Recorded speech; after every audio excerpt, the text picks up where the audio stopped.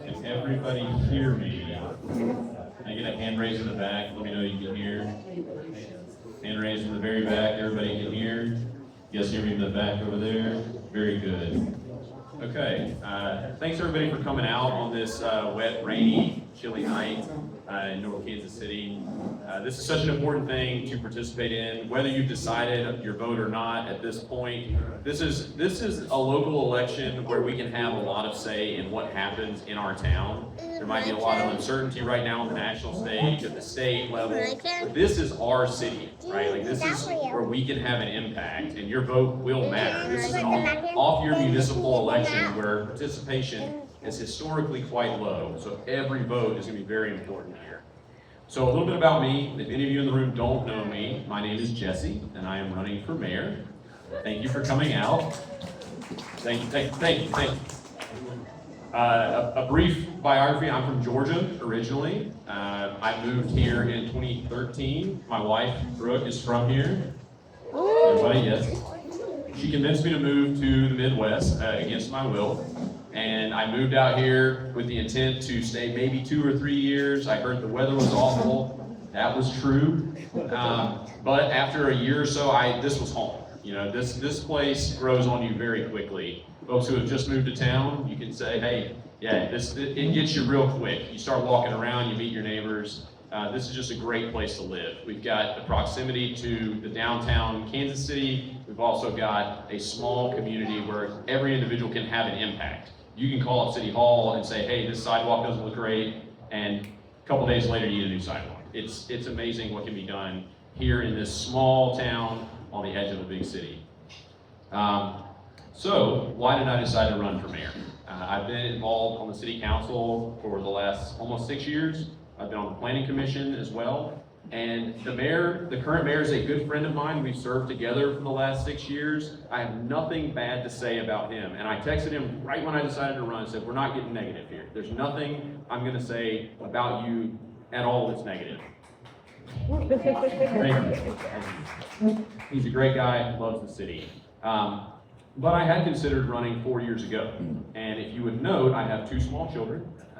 One is 3, and so she was almost here about the time the last election came around. So we had that talk at our home, and rightfully so, I was prompted, maybe now's not the time. Stick with the council for now. But they are very self-sufficient now. Brooke is very supportive, and I think now is the right time. Some things I'm going to focus on, and I think my real forte is communication. If you're involved in any of the social media with the city, if you watch any of the council meetings, or if you just catch me walking around the park, I would love to talk to people. I love to talk about what's going on in town. I love to give people information, why we made decisions, things you may or may not have agreed with. And I like to engage in those hard conversations. If you don't agree with the decision that's made, come talk to me. If you don't like how things are going on in town, come talk to me. I want to have those conversations. Come out. I hold community events. I ask open forum questions. Bring whatever you have on your mind and let's have a dialogue. I love talking about this town.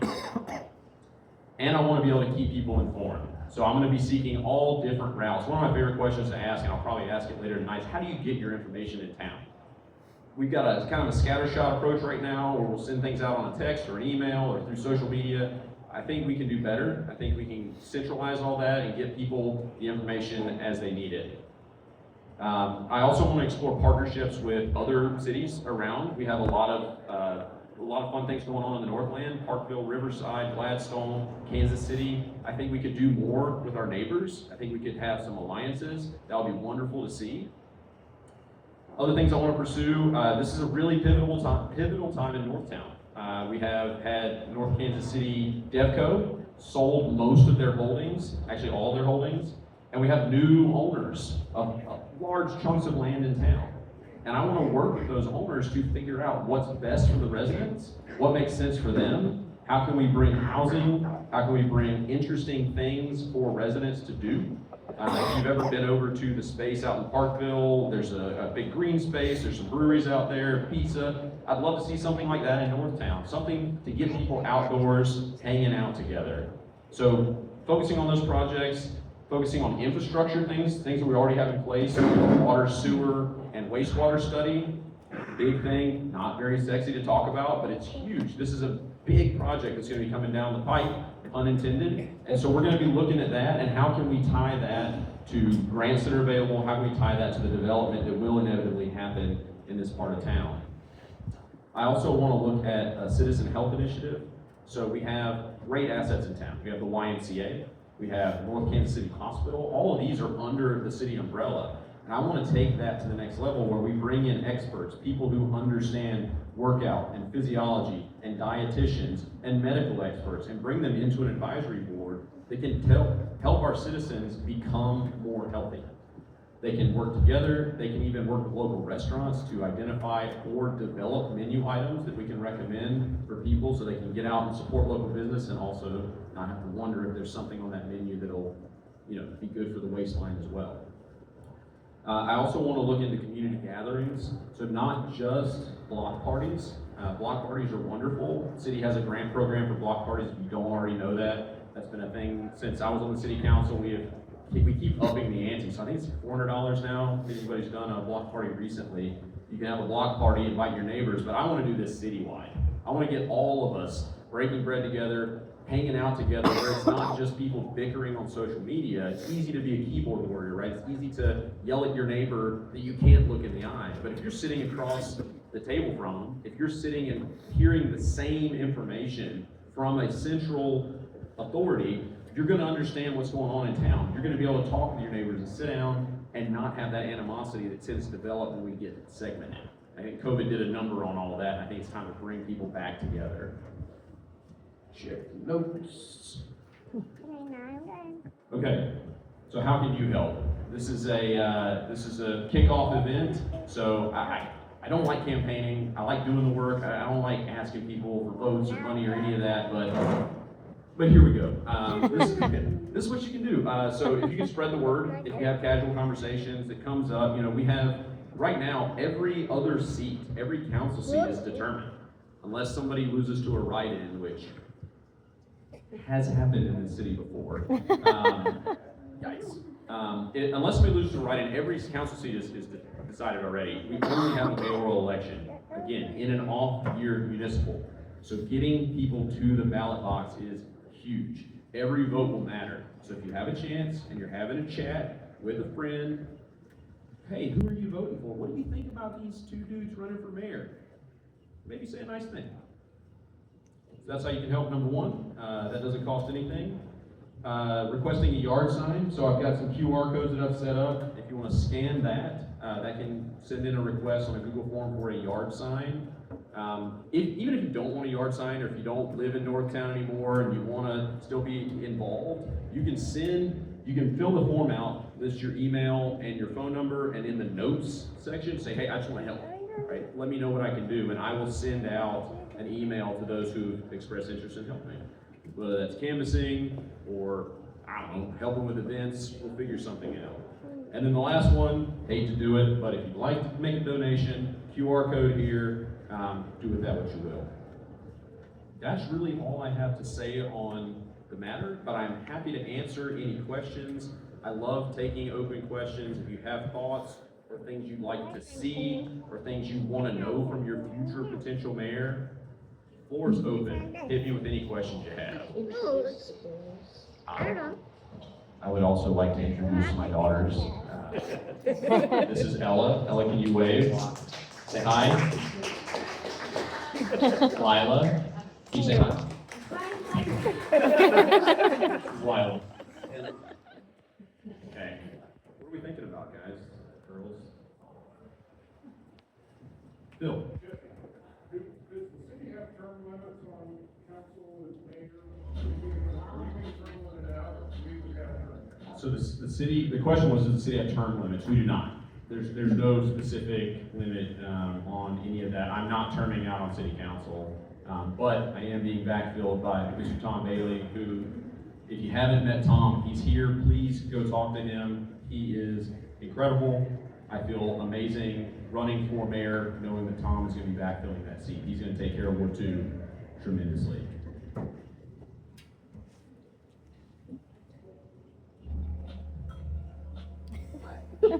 Sorry, this microphone's tied to the music, so if I stop talking, the music comes back on. I don't know how to fix that.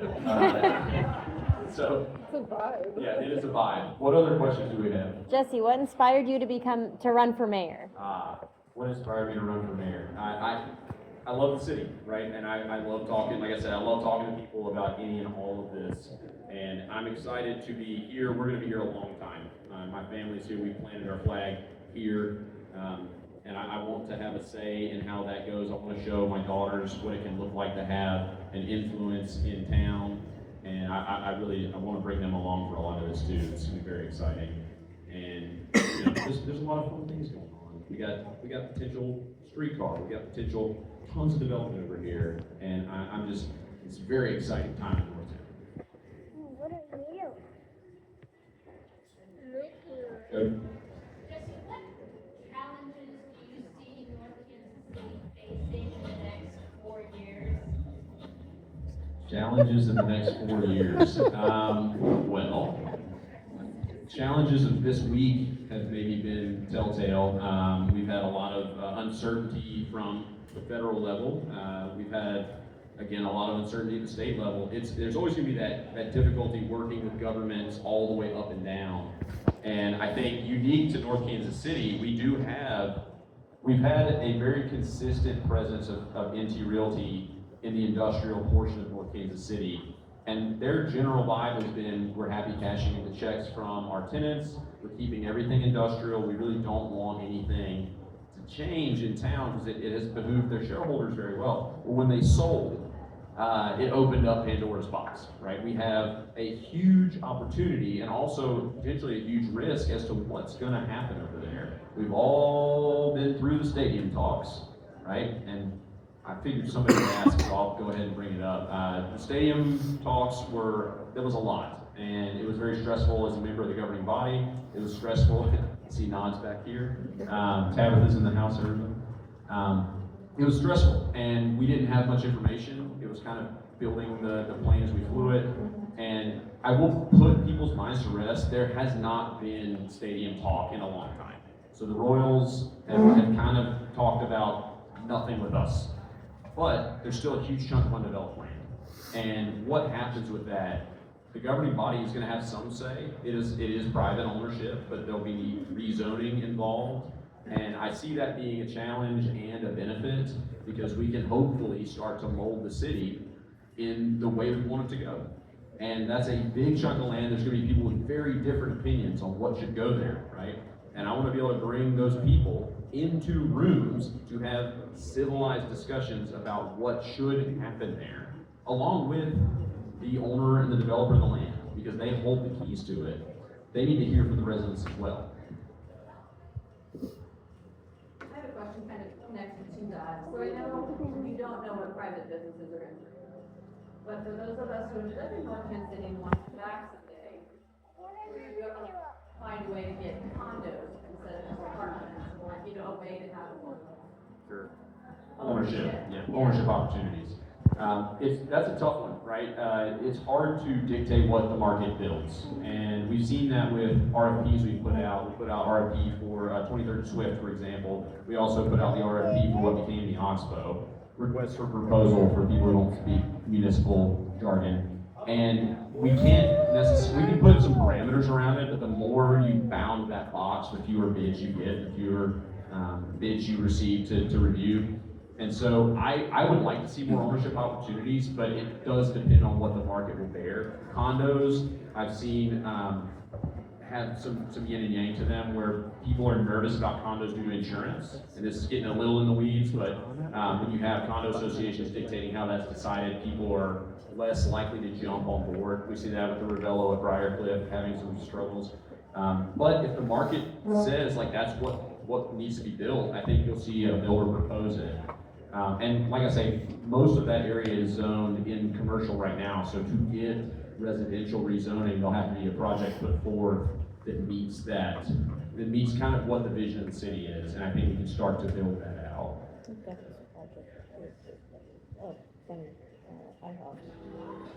Yeah. Thank you. We do have some ownership opportunities coming in over here by IHOP. box development, Bloom, NKC. If you've seen it coming out of the ground, I don't have a ton of details. I wish I had more. But they are going to be those vertical row homes that will be owner occupied. It's kind of a wonky like lease back agreement because of opportunity zone financing, again, in the weeds. But we're going to see some vertical use, mixed use ownership, and people those will be owner occupied, but there's like 8 or 9 of them, I think, maybe a few more. But maybe more of that if that bears out. We'll see. Thank you, Davenport, the house over there. Rose Davenport, the house. Yes. Justin, we had, a US Census form, right, a few weeks ago, filled that out. Does it have to do with, trying to get a more accurate population count in the city so that we can elevate the class 2 to class 3? Hey, look at you there. You did the Citizens Academy, didn't you? And I have a follow-up question. And if that happens, how would you propose, when would that happen, and how would you propose we spend the additional monies Yeah. that the class city receives? Yeah, moving classes of cities, that's a big one. I knew more about this back at the last census when we were fingers crossed hoping to cross the 5,000 resident threshold. That would move us from class 2 to class 3 city, and it kind of opens the book on what we can do as a city. As a lower class city, we're a little bit bound on what we're allowed to do, and I knew more then. And I remember that there's a midpoint, I think 2025 becomes the point where we can reassess, Tom's nodding, and recount. We're well over 5,000 now. We've moved in the Oxbow, we've got 23rd Swift leasing up. So we will make that jump here in the next little bit, and there's going to be some opportunities. I'm not certain what those are at this point, but it's definitely something to keep an eye on. Also, plug for the Citizens Academy. If you have not done that, everybody raise your hand if you've done Citizens Academy. If you don't know what the Citizens Academy is, it's a how many week? 8-week crash course, 6-week crash course. You learn all about the goings on of the municipality. You get to go up in a fire truck bucket. You get to do a lot of fun stuff. Cannot recommend it enough. We've had council people coming out of that. I think almost half the council at this point are former. And now I think the most recent class is like doing class reunions already. So yeah, it's a thing. Please sign up for that. What else do we have?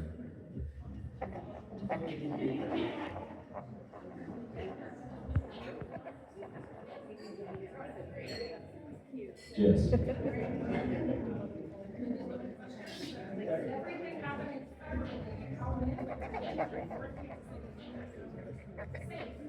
Yes, that is a big ask. So the question was, with everything we've seen federally, how can I help keep North Kansas City residents safe? I have a lot of thoughts, and I'm not certain how to put those into words, but North Kansas City is a place that we deeply care about our citizens. We care deeply about embracing the diversity that's here, and I'm very upset about some of the things that are happening. And if you followed the post-inauguration church service message that the bishop gave, I believe that deep. We need to look out for those who are fearful. We need to remember our humanity, and I feel like we've lost that thread nationally. And so if we can keep that locally, this is our sandbox, right? This is our community, and that can be a huge portion of what we're about. But I don't have any specific answers right now because we don't even know what's happening.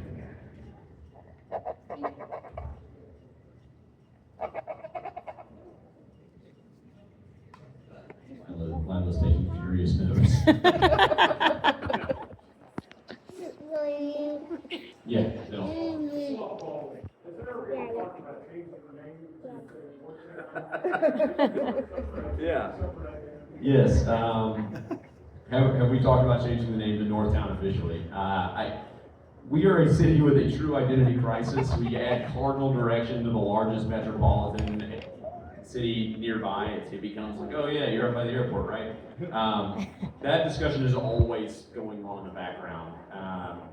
I think we will look into something like that. I don't know if we'll do a full rebrand of the city. We may get a nickname or update our very cumbersome catchphrase, virtually urban, supremely suburban, something along those lines. It hardly fits on a t-shirt. I love the name Northtown. I really do. I refer to this as Northtown, and I think people around the metro recognize it. When you say Northtown, you mean our 4.5 square miles. But I don't even know what it takes to rename a city entirely, so it'd be something to look at. Yeah. We'll call it the Phil Bill. It's so funny. What else do we have? Yes. I did not get a census form a couple of weeks ago, and I was wondering how many of you all did or did not. We've got a census form. Bill and Jody. Phil and Jody are representative of North Kansas City. No, I know that when the census goes out, it doesn't necessarily hit everybody, but I would expect it to hit a wider swath on that. Mail's been struggling a bit lately, so maybe it's still coming. I don't know. Something to keep an eye on. But it is, I do know that there's a process that we can look at to reassess the numbers at the midpoint. Kim Nakahoto at City Hall would know that answer cold. So I'll follow up with her. Yes. Does the city promote itself to new businesses? Let's say, I'm just throwing this out, like a Trader Joe, say, Yeah. pull one of those in here. Yeah, hey. Or, a specialty store to make it even more unique here. Right. You go out from local city to grab some of those places, is that a? So the question is, have we promoted the city to, for example, Trader Joe's? This is not a question I get seldomly at all. It's very, very common to ask. How much time do you have to talk about grocery stores? Basically, since I joined the council, we've been talking about putting a grocery store in North Kansas City, and it is a monumental task. And we had set off land, we had parceled it out over across the highway in what we call the One North development. And there's a spot that we have signed agreements with our developer that would put a grocery store there here in, wait for it, 2023. Has anybody shopped over there recently at the grocery store that was opened here in 2023? So that is now a point of contention. Without saying too much, we have to unravel that ball of yarn before the city can incentivize any other grocery operator. So, the question is, will we? Absolutely. We will put a whole pitch deck together and reach out actively. I don't know what was done, what was pitched. I'm told Trader Joe's was approached and was not interested. This was years ago. The look and feel of the city was quite different. And I think if given the right pitch, that we could really do something special. But we have to get through that process first. Jody. That may be where you want to create alliances with Gladstone, Liberty, and Riverside, and everybody get together. Absolutely. Yeah, because most of the people traveling up 35 or through our city are headed that direction and would love to shop at a name your specialty grocer. So. Yep. I noticed that, on Armour, a couple of those buildings are now vacant. And I'm just curious, how are we thinking about, as we get new development areas, how do we also incentivize and take care of the development areas, the places that already have had, businesses that have come and go, but that we don't end up with a bunch of empty storefronts? Along Armory's downtown or the former Quick Trip building, which is perpetually going to be a thing. It's a good question. That's one of those tough ones because it is private owned. The landlord is going to ask what rent they think they can bring in, and we can work with them. We can talk to them about, hey, what are we looking for? I've had some of those conversations. The former Goodyear Tire, I've heard is being marketed maybe as a high-end restaurant, but I know there's a ton of environmental stuff that's got to go on because there were heavy lubricant fluids and all that spilled on the floors. So I don't have a straight answer on how we bring them in, but I think we could really lean into economic development and reaching out. Every time we go out to dinner and we have a good meal, I like hang back to meet the chef and like, please come to Northtown. So if you. I can vouch for that. Yeah, what's the name of the place in Parkville? Acre? Acre. Yeah, has anybody been to Acre in Parkville?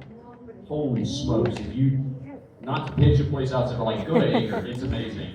But I did hang back and have like a 30-minute conversation after our date with the owner of Acre to like, please come to Northtown. So, you know, we'll see. What other questions? Yep. In a city that's, I think, more than 80% renters, you pay mayor, Say the last part again. how would you prioritize protecting renters? Protecting renters. So we've got the landlord registration program that was developed over the last few years, and that will identify, hopefully, if they're following what they should be doing, that'll identify who owns the rental property, right? That's step one, is to know who to speak to when things are going wrong. And then we've talked about a number of things involving inspections. Right now, it's kind of a honor system of inspection. Yeah, when you turn your tenant over, you're supposed to call City Hall and ask them to come in and tell you your rental isn't good enough, which is a tough sell, right, to somebody who's looking to turn it over. And so the landlords that do the right thing are doing that. But the ones who are not, if people know who they are, they know where they are. The trouble becomes once a new tenant moves in, the city doesn't have the legal right to go in and inspect unless the tenant invites them in, which would be great. But then that tenant is saying, come and look, and potentially kick me out if it's unlivable. And so it becomes a really tough sell. And that's something that we're grappling with. And completely honestly, I want to protect tenants. I want to see people living in nicer, habitable places. And I know there are places around town that don't meet that. So if you know of those places, maybe we set up a way to let, I know you've talked to me a few times about this, but a way the general public can send a message, hey, this is the address, I'm concerned about what I see. I see 15 mailboxes on the outside of this clearly single-family house, right? How can we start looking at that? And then figuring out the mechanism with which we could enforce, because we do have codes, right? It's just, can we get in to a private residence and make sure that that's done right? Exterior, we can paint, like we have, through the community survey, gotten the feedback, like, codes need to be enforced. Grass is getting tall, houses are kind of getting dilapidated. We all know which ones on the block are looking pretty ragged. And so there's gonna be an emphasis on that, but the inside of the units is tough.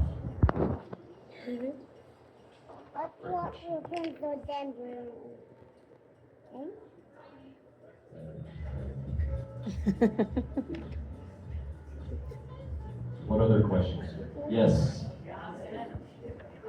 Going back to your comment on your platform, when you said you were thinking about ways to perhaps streamline communication Yes. with residents and businesses. Because right now, it's fairly hard to Facebook and text, newsletters, what have you. Yes. Have you thought about a 311 number like Kansas City, Missouri has, where you can call that number and report potholes and yards that need to be taken care of, or vacant buildings, just kind of like a catch-all number? So when you call 311, I've never called 311 for Kansas City. Do you get a live person to tell something to? Apparently, yeah. Okay. Honestly, And you know, okay, Fantastic. good. In fact, if you drive on a Kansas City road, Yeah. anybody can call 311 and report a pothole. You can do it online with an app. Okay. And it literally will let you point out exactly where the pothole Where is. it's at, geo. And you can talk to real people, and they will send you to different departments. It is terrific. Okay, that's a good go-by, right? We can start looking into that. I don't know how much staffing that requires, but it seems, honestly, if you call City Hall, call the main phone number, you should be able to reach somebody that can refer you to a department. Save that, you can email me. I know a lot of people in this room have reached out to me, and I can push that email, that message to the right department. But getting a way to like log in on an app or send an email or call a specific, like an easy number like 311, yeah, that's really useful. I like that. Kansas City has an app where you can basically do 311 and. Is that my KC app or something? Yeah, it's phenomenal. Okay. And it sends out updates like trash is delayed and everything. Yep. This is like, so thank you for bringing that up. That's actually in my, this is the app-based approach, the centralized app where it's a single method of communication.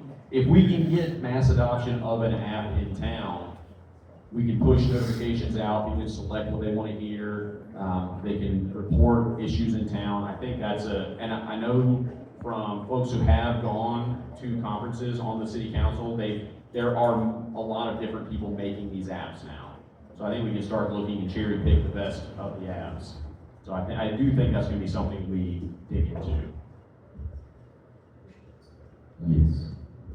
Hey, Jesse, so we appreciate, and he's our neighbor, current mayor, family man, loves our city like you.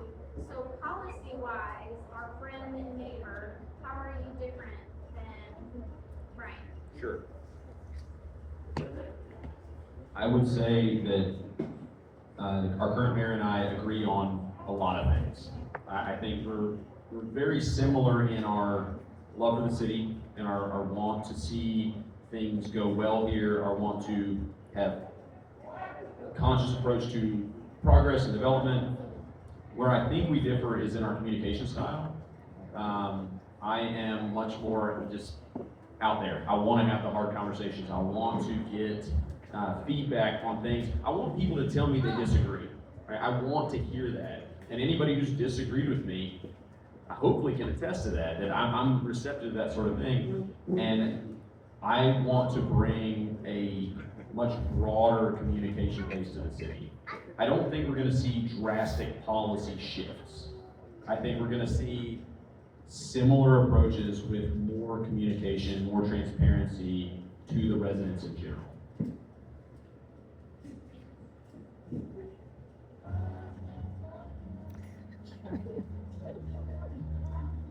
Yes.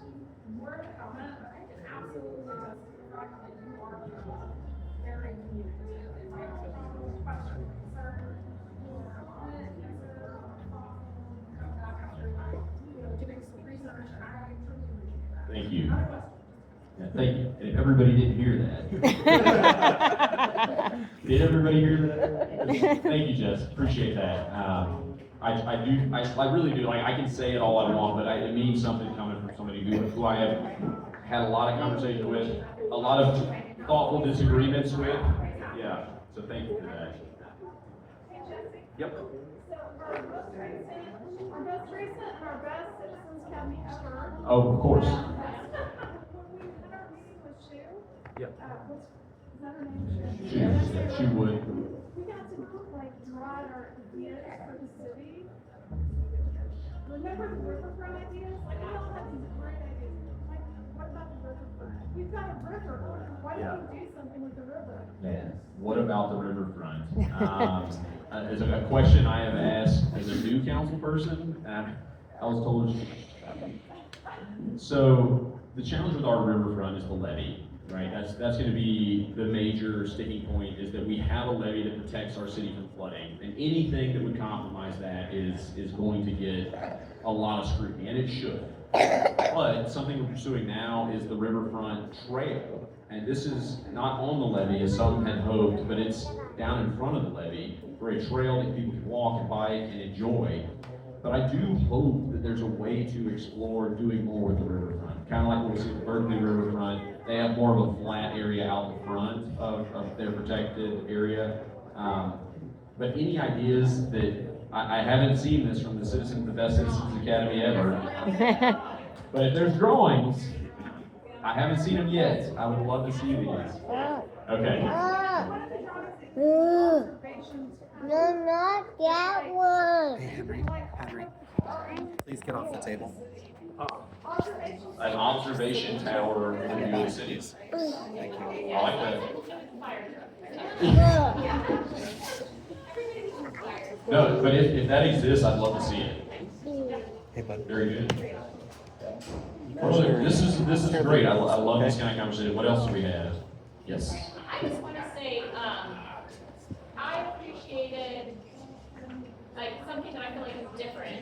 had that shooting at the school. Yes. And I feel like you Oh, demonstrated exercise.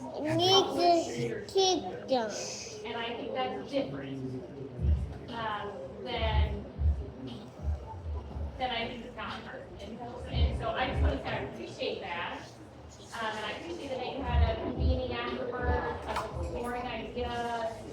I'm curious what came of any of those things, and not that it was, I mean, part of that was it's all our job, not just your job, right? Sure. But I'm curious, like what came after that for you?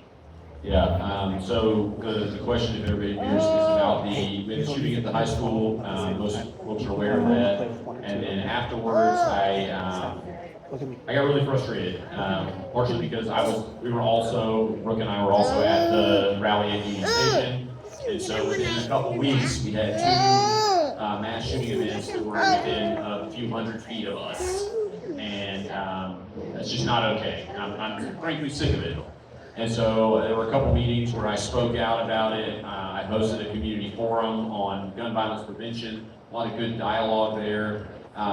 Putting rubber to road is very difficult in the state of Missouri in particular.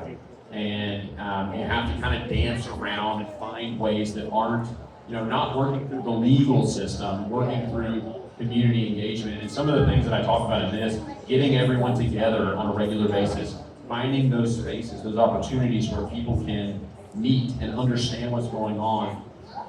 Finding third spaces. After that, I spoke with the school board about the church and the two homes. This is unfortunate timing because we had just voted down the parking lot proposal, and I called them like a couple days later, and they're like, we really don't want to talk about this right now. So I do plan to have those discussions some more. Finding opportunities for third space. We have the Best Buy Team Tech Center. We can do more. And unfortunately, as prevalent as guns are in our society today, and the true randomness at which some of these things occur, it's hard to get in front of it, but it doesn't mean we shouldn't try. Yeah, kind of related to that, when I went in Calendars and had some kids that go there, I was told by city staff that, well, it was a weekend, so it was kind of hard to see. That would be my attitude. Fire, get that process in place, then advertising. Right. Happening. Yeah. And you spoke at the very next meeting, I think, which I appreciate. Again, if any of you want to come speak at a meeting, please do. It's helpful to hear. But Valerie came out of the next meeting and said, what's going on? Like, we need communication from you. We need to know. And there is a certain amount that we can and can't say with ongoing investigations. It's the police do kind of control that piece of it, and rightfully so. But this is where I get back to communication is so important, and timely communication. We were having dinner when we heard the shots go off, and we had no idea. I opened the Facebook app, and people, again, what's that sound? We have a lot of those, but this time it's like, what were those 50 shots that just went off? And so it's tough to get the word out right, but I want to focus on that. And something that we've talked about is systems. Right now we're a small city, but we have been operating for so long as a small municipality. We're growing. We need those systems so that when something happens that we didn't expect, when a pipe explodes in Mackin Park, we can let people know what to do. We're not kind of ad hoc mobilizing, trying to give water to people in the parks building, but nobody really knew it was there. And we were doing our best, but it's easier if the systems are there. Start getting ahead of the next crisis. And that's something I do want to focus on. Thank you. 2 of them. Okay, I live on Fayette, and I'm curious about, the people's choice was that we, voted down, bulldozing the church and the 2 properties on Fayette, for a parking lot. And we voted it out. And Yes. so I'm wondering if, you've thought about that, if you've got things around that, or plans for that. Yeah, so that's kind of what I was touching on with the third space piece is we had the community, the school board, without rehashing all the raw emotions of the moment, yeah. Yeah, and thank you. the school board, I think, had best intentions and just put together a plan that was not what the city needed or wanted. And it felt awkward, but I think we ended up in the right spot. And then I had that follow-up conversation with the school, with a representative from the school board, not the entire school. So I can't speak for all of them, but as I know it now, there's not an update on what they plan to do. They still are the private owners of those properties. And I would love to see a partnership between the city and the school board for some sort of third space. And to explain third space, for those who might not be familiar with the term, is a place that's not home and it's not work. It's a third place that people can go, especially teenagers or people who are in that space that they need somewhere else to get their energy out and that are more prone to ending up in violent situations. So I'd love to see it used for that. At this point, we can nudge the school district in that direction, but ultimately they hold that decision. Jess? Just follow. Do you understand that the agreement is going to be how long Yeah. Yep. I've asked those questions. That comes back to codes, and there are, in my opinion, and this is some of the second-class, third-class city stuff where we follow state law on all these things, but there's some absurdly long timelines on how things can go. And as long as they're still over at the property doing a thing, or they're allowing law enforcement to use it for tactical maneuvers, I think the timeline resets each time. So it's not something that is needed to be done legally, but I want to push that along.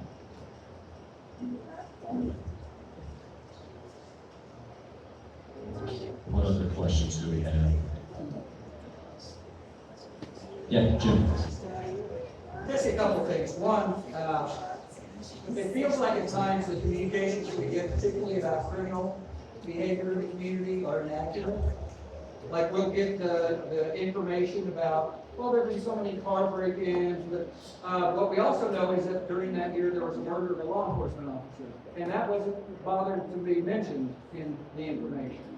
So it feels a little at times like there's a disconnect. Are we getting a whitewashed version of data? You know, oh, here are the common things that are happening, but we're not really talking about the big things that are happening. That's part of the data too. And we, as community members, should be seeing all of the data, not the sort of sanitized version that maybe feels a little less comfortable to folks. I think all of us who have been in this community for a long, long time are very taken aback by the fact that there are lots of guns being shot at people down here. Guns being shot at law enforcement officers, guns being shot at students and educators, guns being shot at all people. But it feels a little disingenuous to then get a flyer where we look at, well, we've had so many break-ins, but we're kind of on. We know this other stuff's happening. Right. So I think a really accurate piece of information would be important. I've been kind of dismayed by the fact that my wife is a retired law enforcement official. She volunteered to be on the police commission and never even received an email back from numerous offers to do so. She worked intimately with the prosecutor. She was the regional administrator for probation and parole on this side of the state. She comes to the table with some information that might be helpful, and no one was interested in including her in that. That seems foolish to me. And I have to think there are other folks in the community who also bring to the table those kinds of pieces of information that can be helpful. So I feel like if we're going to be transparent, let's be really transparent. And not just talk about how many, times that somebody swiped something off the shelf at Quick Trip. Let's really talk about what's happening, but we also have to involve the people who are going to be change agents to make some of those things happen. Yeah. Thank you for that, and thank you to your wife for wanting to be involved. It's a lot to stick your neck out and want to volunteer for a position, and then to not get a response it's disrespectful, and that is something that has frustrated me. Like I say, I choose my words carefully because I don't want to portray any negativity, but it's a role of the mayoral office to appoint to those boards and commissions. And if there are people applying and not at least hearing something back, something's breaking in the system, and I want to fix that. And I've had dialogue with the mayor. I've had it off the record and on the record, frustrations with the appointment process, and I want to bring transparency and fairness to that. If somebody's bringing a qualified application to it, the city council doesn't even see those things. I didn't know that she had an application in, and that's frustrating. And I think she would be an asset, given what you've told me there. And also about the crime statistics reporting, that's something I can speak with the police chief about. I know he's a self-described data nerd. Like, he loves looking at charts and graphs and finding ways to fix things using data. And so I think if given the opportunity, he would love to come out and to a community meeting or to a city council meeting and speak openly about what's going on. He is passionate about obviously stopping crime in our city, and not just the petty stuff. I sat with them at the funeral for Daniel Vasquez, and that was tough. And we don't want anything like that ever to happen again. And whatever we can do, whether it's presenting the data, whether it's teaching how to harden yourself as a target, whatever we can do, and we've done a few of those. I think you might have been at the meeting that I think you're referencing where the crime data was incomplete, and we're like, no, we reported that, and they didn't have the numbers. That sort of stuff, like figuring out where the breakdown is in that system. And I've had conversations post that meeting. How did we not know? Like, how did we have 12 hands go up and say, like, we had packages stolen and called it in? What broke down? And some of that is in how the communication with the officer on the spot happens. Is again, if you have something stolen, if you have an incident happen and you report it to the police, they're going to probably ask you the question, are you willing to press charges? If you answer that in the negative, it may not go into the system. So, and that's something, I'm not sure why, but like, tell them yes, if that's the case, because we need that data point in the system.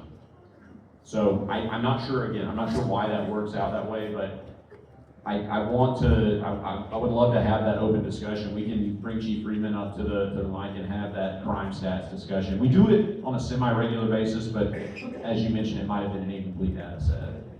But I'll also use that as a plug that if you want to be involved with the city, apply for a border commission. If you're a resident here and you bring a skill set, take your resume and fill out an application. Those go to the desk of the mayor to be put into all kinds of seats across the city, and we need people.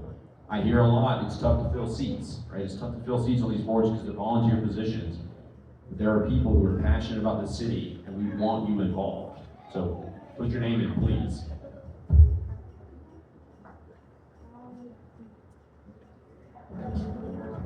Yes, sir.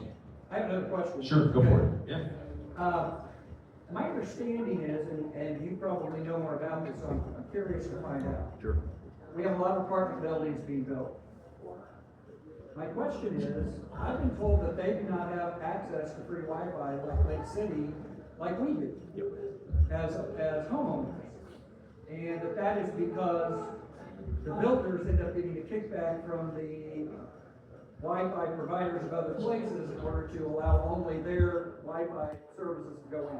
I don't know if that's the case, but it seems odd to me that if we have Link City available to the residents of North Kansas City, that wouldn't include all residents, including those in apartment buildings. Sure. Is that not the case? Can you give me some information about So it? it has been a discussion point, and I know there are council people, Tony Saper is one of them, it's taking the view, and I tend to agree that internet is a utility these days. It's something that's very important, and we have a person in the room who could maybe speak to what the opportunity is there.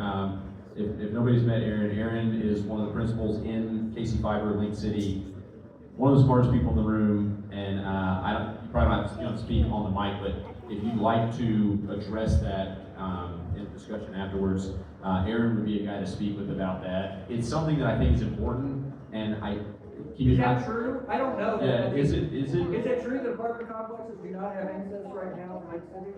A number of them don't, like City View doesn't, I don't think 23rd and Swift does. Did we do the data drop to the 23rd and Swift? No. No, we did a tour of that a couple weeks ago. Okay. They now decided that they maybe want it, but the way it's built, it's not. Yeah, and it has to be kind of an initial build thing, right, to get fiber in. That's one of the challenges that I learned is once you've built the building, if it's not set up for fiber, But Oxbow's been built. Correct. Third Swift's been built. Correct. All of these buildings are being built, Since- so we could be providing, these are our neighbors, Yep. you know, and that's the thing, it's them and us in terms of the apartment dwellers and the home dwellers. That's a terrible message that these vital city services are not being provided to those folks. Those buildings are going up right now. And why haven't they been put into that infrastructure? That's terrible, and I think it's because somebody's getting paid. And that's a really awful way for us to treat our neighbors. I think it's an awful way to treat our neighbors. I agree, and it is difficult to fix it after the fact. Once they're built, and should we have had our eye on the ball when they were going together? Yes, and I'll take ownership of that. There's probably 10,000 things we looked at and just didn't get that one done. And that's a tough pill to swallow when it is such a great amenity. In Gallery Lofts, we did the thing to get fiber over. That was a whole other situation. Yeah. It's difficult to, because he's right, so we've looked at every single apartment complex as they're being built. We've gone to the construction meetings, we've done that sort of thing, but when you provide a free internet service, I don't have money that I can give to the apartment owner for every apartment that signs up. Whereas if you go to the Oxbow and you pay $100 for your internet and your garbage, every month, then probably, if the internet part of that's $75, the Oxbow's probably getting 25. So they're getting a kickback. Yeah, AT&T does a kickback, it's not a secret. Spectrum will do the same thing. And I don't believe that's how we should operate as a city. Because renters are my neighbors, just like the folks who own homes in our community. And I think it sets up a them and us kind of relationship that is unacceptable. And I totally understand, of course, Lake City shouldn't have to pay them for that. Right. But the reality is, we're building a lot of new apartment buildings right now, and that should be a standard requirement. If you're gonna build in North Kansas City, Lake City is going to be your provider for free services, just like every other home in this community receives. And view it similar to electric, water, it's a necessity. Why wouldn't it be that way? Right. And that Lake City is a fantastic service. Why shouldn't every resident here receive that service? That's what we should want for every one of ours. At a time that we are talking about online services being available for everybody in the nation, we can provide that free of charge to those folks. So I guess, Jesse, what I would ask is moving forward, that would be a part of any planning commission discussion with the builder. You must agree to allow Lake City to be the provider in your building. I like this, we'll have to look at the economics and how it all gets paid for. There has to be money I flowing in understand the there's no direction. kickback, well, but Yeah. you're doing that. Yeah, I mean, it does have to be paid for, the install and all of that, and whether that's on the building builder or the city to make sure that it gets there. I agree. It is one of the absolute perks of living here. Yeah. And Yeah. it's not for everybody right now, and it's not technically fair. But it shouldn't be Lake City's job to make the kickback in order for that to happen. Right. Yep. I got a hungry kid at home, so I got some texts. Thank you for coming out. Thank you. I really appreciate it. What other questions do we have? Thoughts, ideas, any of this?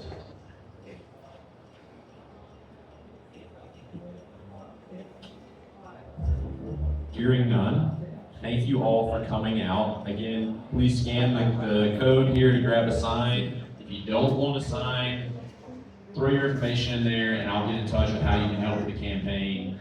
If you want to reach out and have any questions, Jesse. Hello? Jesse, the number 4 NKC at Gmail. or my city email address. I try to keep the two separate, so I'm not campaigning on my city account. If you want to reach out to me, I can redirect the conversation as well. So please reach out if you have questions or thoughts. And thank you all again for coming out. Lila wants to say something.